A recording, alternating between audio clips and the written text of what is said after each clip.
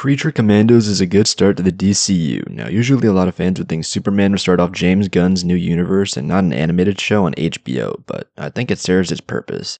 It has the James Gunn feel where it brings D-list characters you've never heard of to the forefront and makes them better than the most popular DC characters. And Creature Commandos does that really well. The overall series is pretty good with a few downsides. The best part is the characters themselves, and with each episode you get to see their tragic backstory and origin. My favorite character was Dr. Phosphorus with how unique his design is, and he visually looks the best, as well as having one of the better backstories while also tying him to Batman. But if you've never heard of the Creature Commandos, they're basically a monster version of the Suicide Squad sent out by Amanda Waller and led by Rick Flag Sr. Members include Rick Flag Sr., the Bride of Frankenstein, Nina, who's basically a fish person, Dr. Phosphorus, G.I. Robot, a World War II Nazi-killing robot, and Weasel from the Suicide Squad movie. But the most tragic backstory has to be Weasel, as he's just misunderstood and was blamed for children's deaths when he only played with them and tried to save them, but he was viewed as the monster. However, Frankenstein is the comedic relief of the series, and he's just been stalking the bride for centuries and is just kind of an insane psychopath who makes funny jokes while doing crazy things, but bro is just a massive simp. That's the reason why the humor in this show works, but the overall plot does feel rushed as they have to save a princess in Bacolistan from Cersei, a witch who's an enemy to Wonder Woman. But it turns out the princess is trying to take over the world, but not really, and she's sort of the main villain, so kinda